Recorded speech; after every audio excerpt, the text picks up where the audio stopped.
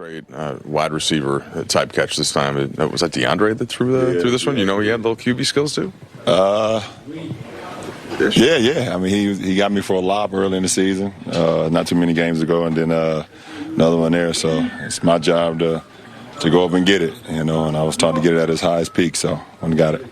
You've seen this pattern in the NBA so many times where the other team's got a star player or player that has the ball a lot, and there can be an adjustment early. It seems like you guys started to figure out a little bit better in the second half. What did you see as you improved overall as a team? Yeah, I mean, they played exceptional basketball in the first half, and we knew it was going to get their best shot, especially after the kind of the playoff type of format.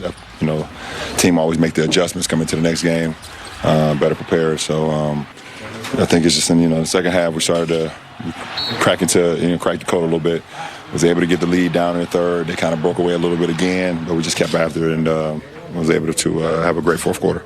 It's been a next man up type of season for you guys because of cascading injuries. I don't think Jake's kind of profile as a player was a 25-point per game scorer, but his last two games certainly the scoring punch helped you. How's he been a benefit to the team, especially because you guys were kind of going through a doldrums at the end of December?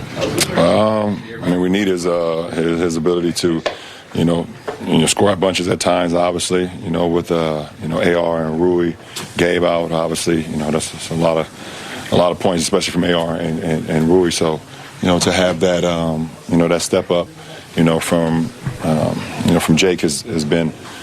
We've needed it, obviously, and he's just playing with a lot of confidence, and we need him to continue that. You guys, JJ told us pregame that you guys have simplified the playbook a little bit, specifically the offense with all the injuries and different things like that. Just in a general sense, how good has this team been at the quote-unquote simple things? Well, I mean, in order to win and at the highest level, you have to be able to do the simple things. You have to be able to execute after timeouts, dead balls. You have to execute coming out of the locker room. You have to have a game plan, execute that. So you can't execute the big things if you don't execute the small things, and play winning basketball from that standpoint. So we've been able to do that lately. Did you see? I'm sorry, Clint. Did you see a more intent and focus on that in these last two games? When we don't turn the ball over, we can be pretty good. So we've done a good job of not turning the ball over as much. You mentioned after your first game back this season that having to miss the beginning of the season for the first time in combination with just that awareness of that time was kind of dwindling for you, made you a lot more present and in the moment. Yeah. Has that carried through the rest of the season for you, and how has that manifested for you in moments like, for example, the fourth quarter tonight where you're in kind of a flow state? Yeah, I mean, just appreciating every moment, obviously, and just excited about what the next moment has, if it's during the game or if it's tomorrow or whatever the case may be. So for me, like I said, it was the first time I've ever not been ready for the start of the season. I missed the whole preseason, whole training camp, missed the first 14, 15, whatever games it was. So behind the 8 ball, and I couldn't really train like I'm accustomed to training in the summertime. So I was behind the 8 ball, but just being able to appreciate it and getting another opportunity to be able to get my body where it needs to be to go out and perform with these guys, perform against the opposition. But also knowing that, like I said, my time is definitely I'm on the other side of the hill than the first part of the hill. So, just appreciating it all.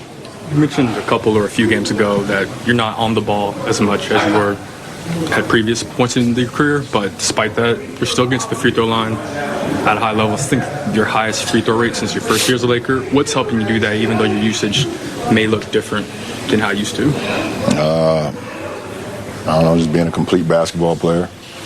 I have to be able to, change the landscape of how I play up according to how our team wants to play. So, I've been playing off the ball, obviously, pretty much the majority of the season. So, picking spots and figuring out ways how I can still be productive to help us, play winning basketball when I'm on the floor, both offensively and defensively. So, I don't know. I don't have any holes in my game, so it helps to be able to do whatever the team needs at that particular moment.